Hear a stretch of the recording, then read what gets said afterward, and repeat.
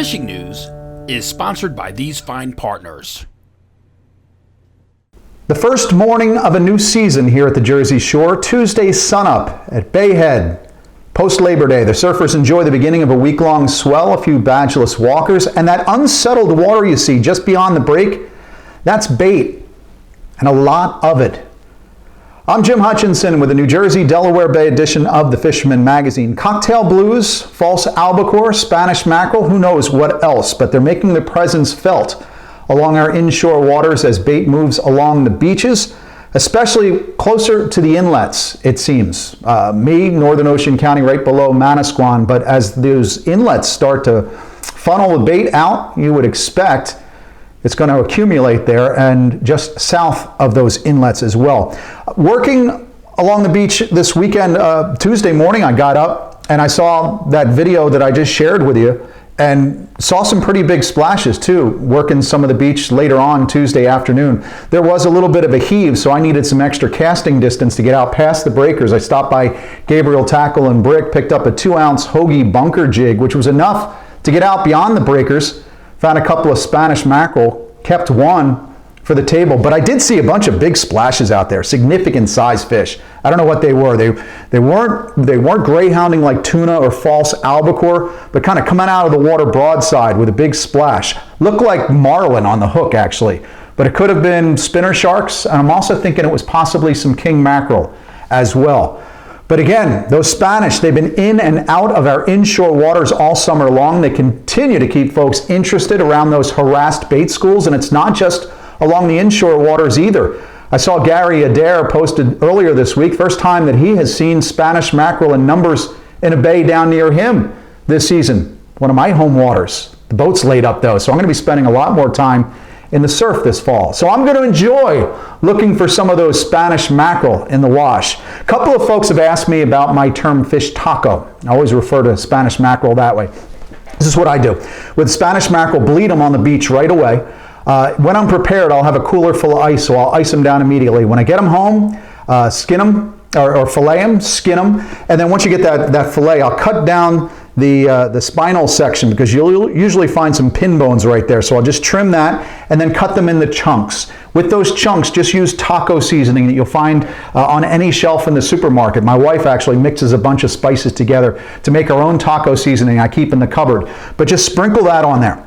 Meanwhile, in a pan with olive oil and butter, saute some garlic and some nice onions. As soon as the onions get nice and soft, then I'll lay the chunks of fish on top of there. Right next to me on the other burner, gas burner, I'll take the soft tortillas, Mission, whatever your favorite is.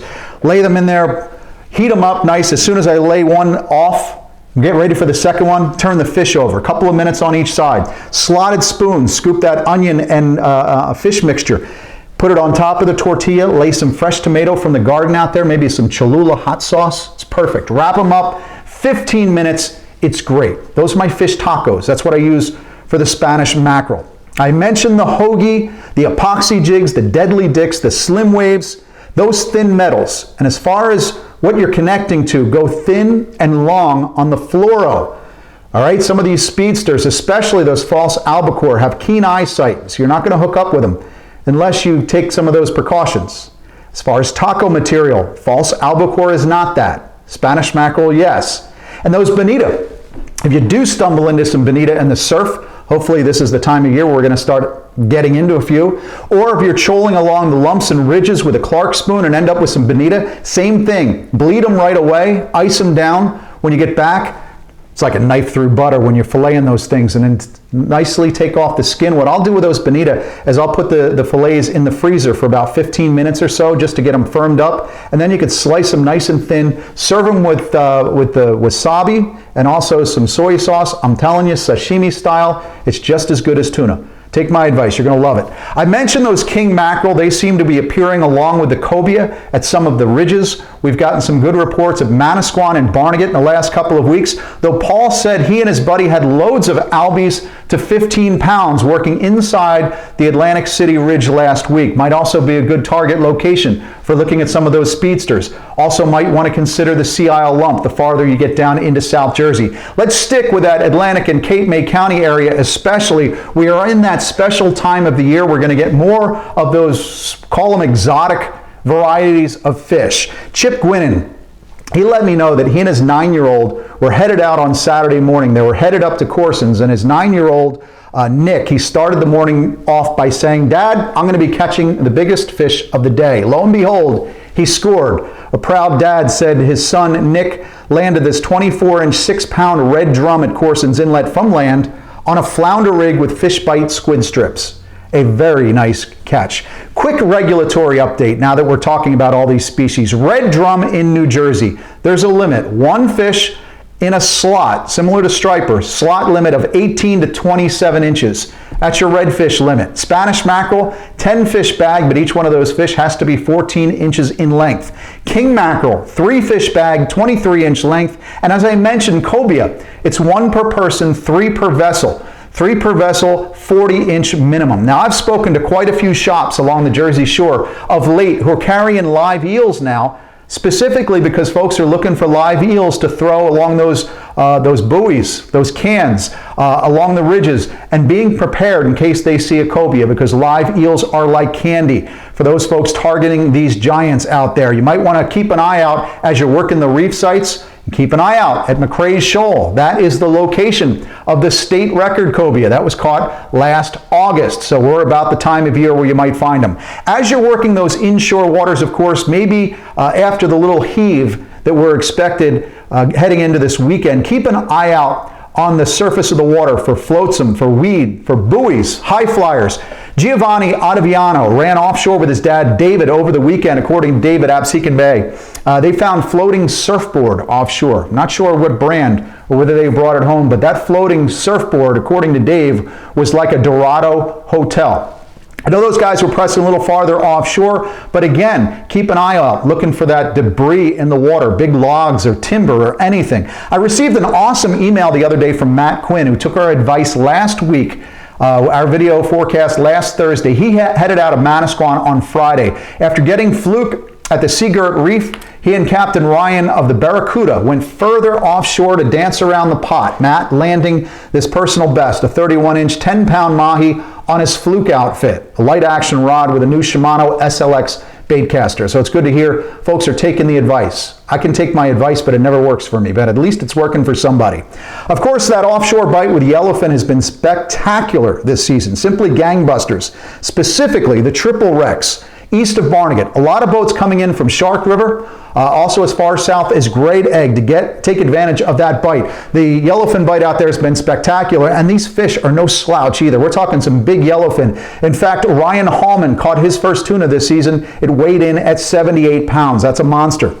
A lot of the yellowfin on the jig, but the chunk has been more than effective, especially when some of those fish get finicky. Matthew Brown was chunking east of the triples and nailed this 97-pound wahoo that hit a whole sardine on 60-pound fluoro with a circle hook.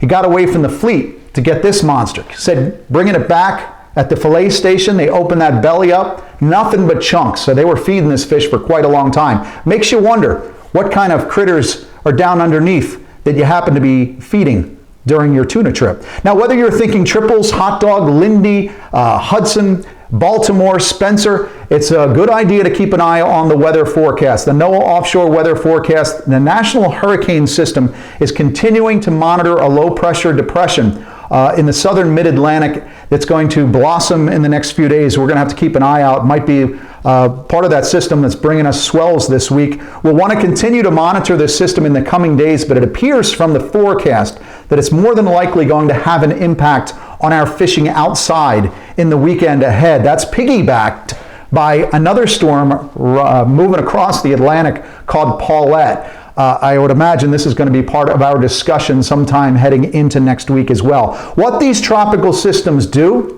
as far as pushing offshore species nearer shore, how it will affect the fluke bite in the final days, that's something to monitor as well. But there have been reports in the last few weeks of some bluefin, some hefty bluefin inshore, and I'm talking pretty darn close. Perhaps that's what I saw busting on some pods of bait this week. I don't know. I do know from George Arway that he was heading out to the Rattlesnake from out of Atlantic Highlands on August 22nd, found bluefin crashing on bunker. He and Mako Matt were in about 60 feet of water, which is where they landed this 130-pound bluefin.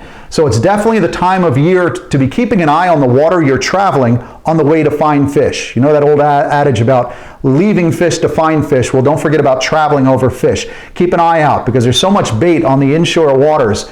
You don't want to be going past something that's pretty spectacular. We've received a few good reports from the Labor Day weekend on the Fluke grounds. I've got some more Fluke updates first.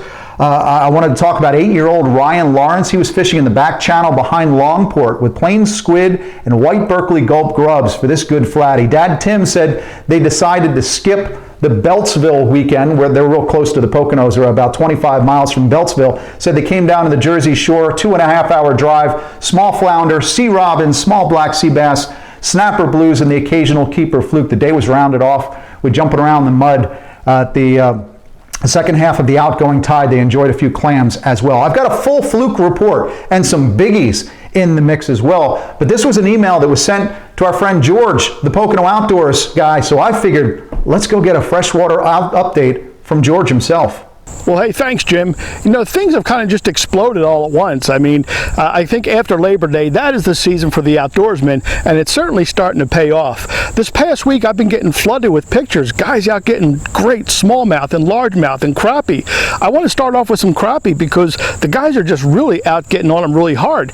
Eric Goodstall stopped by and gave me some pics. He's been getting on some of these beautiful crappie, hitting them with like a purple and chartreuse marabou jig. And he said the fire tiger pattern's working really well too, so some great strategy there.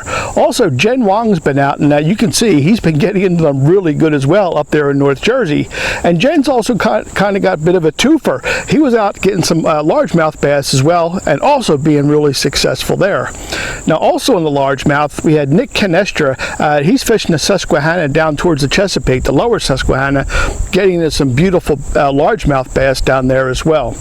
Now, you can't forget the smallmouth this time of year. It's one of the best things of the fall season is those big chunky smallmouth. Heidi Keebler was out getting on them.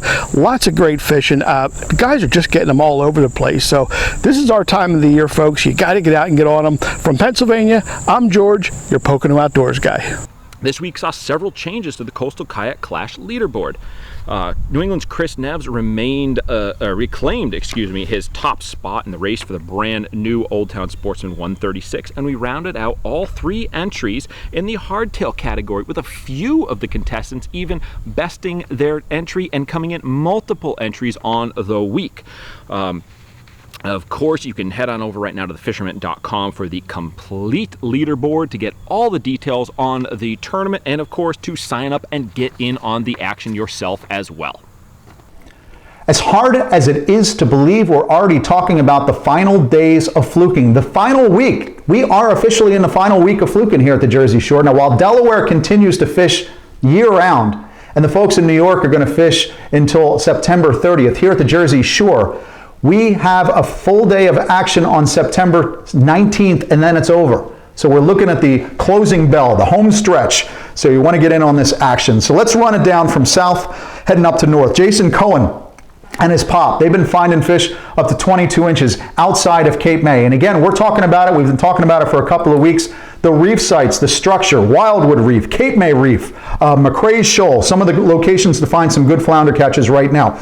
Also the folks out of Delaware hitting the reef sites and doing pretty well out there. Although one thing we find out, that while the reef sites are giving up some good fish in Delaware, some of that interior structure is giving up some different kinds of fish. The sheep's head, they're continuing to hammer away at the sheep's head in Delaware, same as they do in Cape May County, along the bridge pilings and jetties. The folks from Lewis Harbor Marina and Lewis said Casey Taylor, Chris Curlett, and Brad Young did well with a sheep's head on bay structure. They kept a few, but released a bunch as well. It's something to keep in mind. A lot of this in terms of the sheep's head coming in, I don't know if we've got migratory sheep's head continuing to come in, or it's just localized population. So once you deplete that localized population, you might not have them at your favorite piece of structure. But in Cape May County, the last few weeks, the sheep's head action has been pretty good. Along the jetty jocks in Cape May, Avalon, Absecon, and even up into Barnegat have been doing well. And all that bait stacked up offers some really good shots at big fluke in those inlets as well. The inlet locations,